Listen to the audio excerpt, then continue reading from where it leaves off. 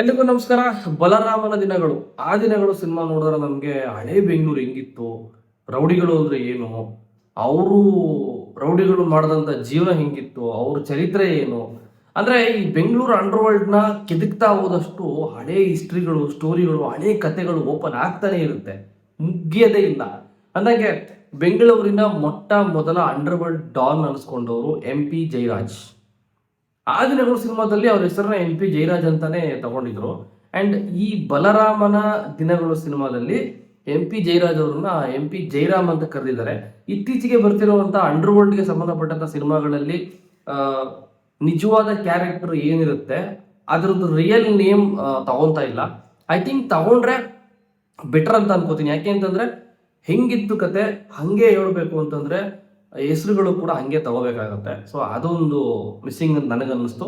ಅದು ಬಿಟ್ರೆ ಆ ದಿನಗಳು ಸಿನಿಮಾ ನೋಡಿದ್ವಿ ಆಗಿನ ಕಾಲಕ್ಕೆ. ಅಂದ್ರೆ MP ಜಯರಾಜ್ ಅವರು ಜೈಲ್ಗೆ ಹೋದ್ಮೇಲೆ ಕೊತ್ವಾಲ್ ರಾಮಚಂದ್ರ ಅನ್ನೋರು MP ಜಯರಾಜ್ ಅವ್ರ ಜಾಗನ ಅಕ್ವೈರ್ ಮಾಡ್ಕೋತಾರೆ. ಅದಾದ್ಮೇಲೆ ಬಲರಾಮ ಆಗಿರ್ಬೋದು, ಬೇರೆ ಬೇರೆ ರೌಡಿಗಳ ಮಧ್ಯೆ ಏನೇನು ನಡೆಯುತ್ತೆ ಅನ್ನೋದು ನೋಡಿದ್ವಿ ನಾವು.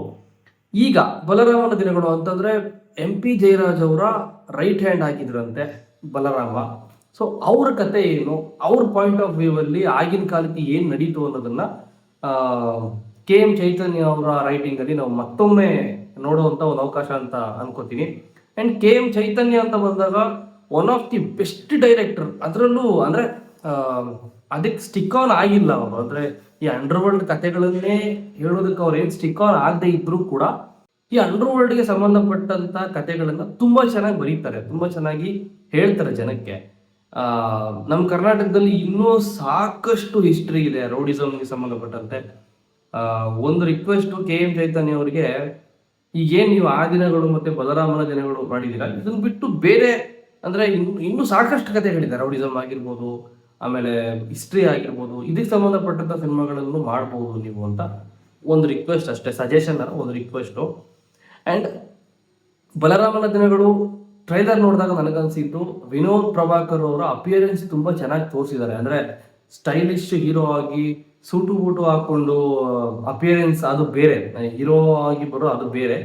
ಬಟ್ ಬಲರಾಮನ ದಿನಗಳು ಅಂತ ಬಂದಾಗ ಬಲರಾಮ ಹೆಂಗಿದ್ದ, ಅವ್ನು ಏನ್ ಮಾಡ್ತಾ ಇದ್ದ, ಅವನ ಅಪಿಯರೆನ್ಸ್ ಹೆಂಗಿತ್ತು, ಅವನ ಕತೆ ಹೆಂಗಿತ್ತು, ಅದನ್ನ ಪ್ರೊಜೆಕ್ಟ್ ಮಾಡುವಂತ ಒಂದು ಕ್ಯಾರೆಕ್ಟರ್ ಆಗಿ ವಿನೋದ್ ಸರ್ ತುಂಬಾ ಚೆನ್ನಾಗಿ ಕಾಣಿಸ್ಕೊಂಡಿದ್ದಾರೆ. ನನ್ನ ಕೇಳಿದ್ರೆ ವಿನೋದ್ ಸರ್ಗೆ I think he need a big break. ಇಂಡಸ್ಟ್ರಿಯಲ್ಲಿ ಒಂದು ದೊಡ್ಡ ಮಟ್ಟಕ್ಕೆ ಗೆಲುವು ಬೇಕು ಅವರಿಗೆ. ಒಂದು ಗೆಲುವು ಈ ಸಿನಿಮಾದಲ್ಲಿ ಸಿಗ್ಲಿ ಅಂತ ನಾನು ವಿಶ್ ಮಾಡ್ತೀನಿ.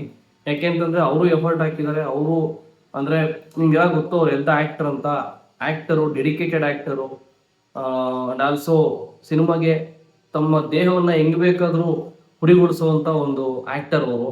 ಅಂಡ್ ಆಲ್ಸೋ ಸಾಕಷ್ಟು ನಾಲೆಡ್ಜ್ ಇರುವಂತ ಒಬ್ಬ ಆಕ್ಟರ್. ಟೆಕ್ನಿಕಲಿಯಿಂದ ಹಿಡಿದು ಸಣ್ಣ ಪುಟ್ಟ ಮೈನ್ಯೂಟ್ ಥಿಂಗ್ಸ್ ಏನೇನ್ ಟೆಕ್ನಿಕಾಲಿಟಿ ಇದೆ ಸಿನಿಮಾ ಬಗ್ಗೆ, ಅದಷ್ಟು ವಿಚಾರ ವಿನೋದ್ ಪ್ರಭಾಕರ್ ಅವ್ರಿಗೆ ಗೊತ್ತು. ಬಿಕಾಸ್ ಅವ್ರ ತಂದೆ ನಮ್ಗೆ ನಿಮ್ಗೆಲ್ಲ ಗೊತ್ತಿರುವಂತ ನನ್ನ ಮೋಸ್ಟ್ ಫೇವರೆಟ್ ನಟ ಅವರು ಟೈಗರ್ ಪ್ರಭಾಕರ್ ಅವರು. ನಟ, ನಿರ್ಮಾಪಕ, ರೈಟರ್, ಸಾಕಷ್ಟು ಕೆಲಸ ಮಾಡಿದ್ದಾರೆ. ಅವ್ರ ಮಗ ಆಗಿದ್ಕೊಂಡು ಇಷ್ಟು ನಾಲೆಡ್ಜ್ ಇಲ್ಲ ಅಂತಂದ್ರೆ ಸಾಧ್ಯನೇ ಇಲ್ಲ.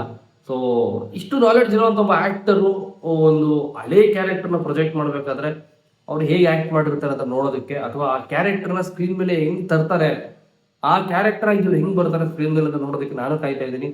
ಇದೇ ಜೂನ್ 26ಕ್ಕೆ ಸಿನಿಮಾ ರಿಲೀಸ್ ಆಗ್ತಾ ಇದೆ, ಬಲರಾಮನ ದಿನಗಳು.